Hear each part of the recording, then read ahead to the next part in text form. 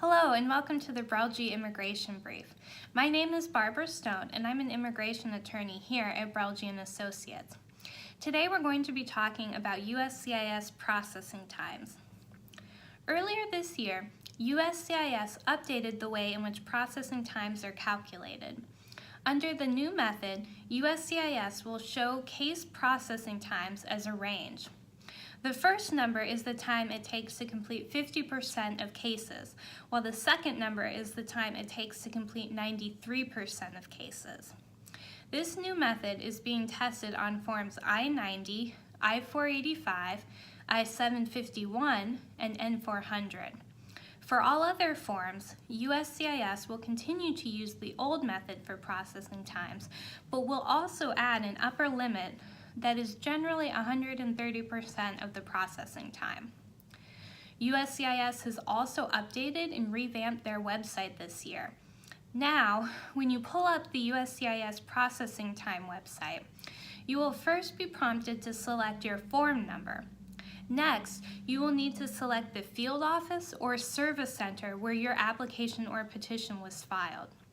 Once this information is selected, the website will display current case processing times for the specific form number at the specific office within a range. In addition, the website will also display a receipt date for case inquiry for most forms.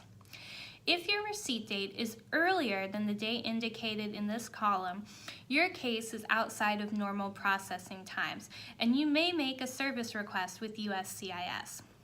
The information needed to check case processing times for your application or petition is all available on your I-797 receipt notice.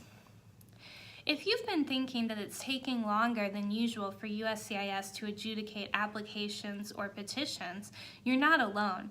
Many of our clients have been inquiring about processing times for their applications and petitions. According to data recently released by USCIS on historical processing times, the average processing time for an I-140 petition in fiscal year 2014 was 2.9 months. In fiscal year 2018, processing times for the same petition have increased to 7.9 months. Similarly, the processing times for employment-based I-485 applications has grown from 4.5 months in fiscal year 2014 to 11 months in fiscal year 2018. The dramatic increase in processing times can be attributed to several factors. More individuals are filing applications and petitions for immigration benefits. Recent changes in immigration policy are placing strains on USCIS's resources. Premium processing also remains suspended for most H-1B petitions. And finally, the institution of in-person interviews for all employment-based green card applicants. At this point, you may be wondering what you can do to help your application or petition be processed faster. There are a few options, such as premium processing. For an additional filing fee, you may request premium processing of your petition, which guarantees a response within 15 days. It is important to note that the response may be an approval, but could also be issuance of a request for evidence or even a denial. Unfortunately, premium processing is not available for all applications and petitions. If your petition is not eligible for premium processing, another option is to submit an expedite request. Expedite requests are discretionary and decided on a case-by-case basis. USCIS may expedite an application or petition if it meets one or more of the following criteria: severe financial loss to company or person, emergency situation, humanitarian reasons, nonprofit whose request is in furtherance of the cultural and social interests of the United States, Department of Defense or national interest situation, USCIS error, or the compelling interests of USCIS.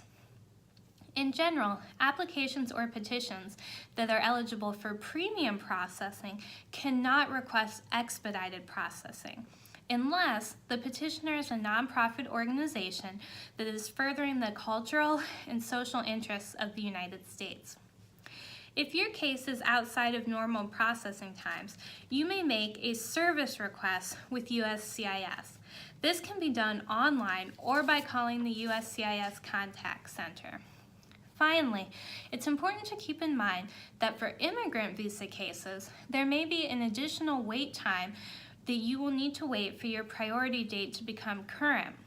The number of immigrant visas each year is limited within both employment-based and family-based preference categories. Within each preference category, a country's nationals can make up no more than 7% of the immigrant visas issued. If there is higher demand for a specific category and country of birth, this type of immigrant visa will become oversubscribed and cutoff dates will be instituted. Regarding processing times, this means that after your I-140, I-130, or I-526 is approved, you may need to wait additional time based on your country of birth for your priority date to become current. This is important to keep in mind in immigrant cases when calculating the overall wait time until you receive your green card. Thanks for watching the Brelje Immigration Brief. Make sure to tune in next week for more immigration news and updates.